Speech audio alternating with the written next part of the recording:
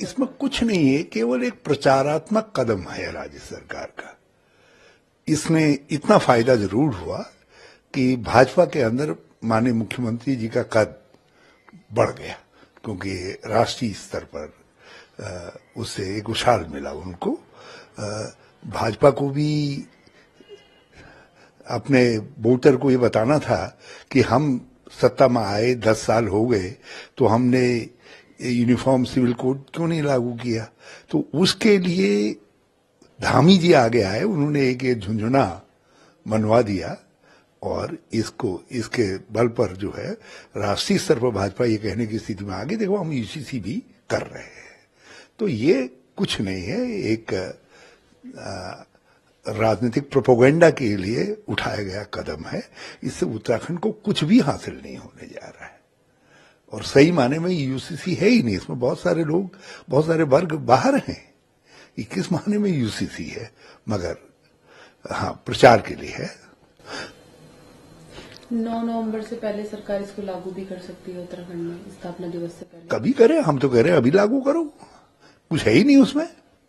और ये है कि सरकार के पास कुछ बताने को नहीं है उत्तराखंड के लोगों को कि भाई क्या किया हमने ठोस।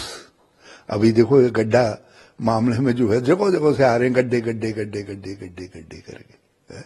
मुख्यमंत्री की जो डेडलाइन दी थी वो नकारा हो गई। लोग कह रहे हैं 20% भी गड्ढे नहीं भरे हैं।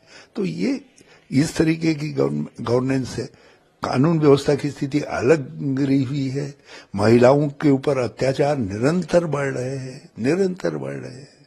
दुष्कर्मों की शिकायतें कहीं छोड़ी नहीं रही हैं। गुलदार भी हमारा साथ नहीं छोड़ रहा है। कल ही 2 बच्चों को गुलदार ने खा दिया। मतलब गांव में रहना असुरक्षित हो गया है।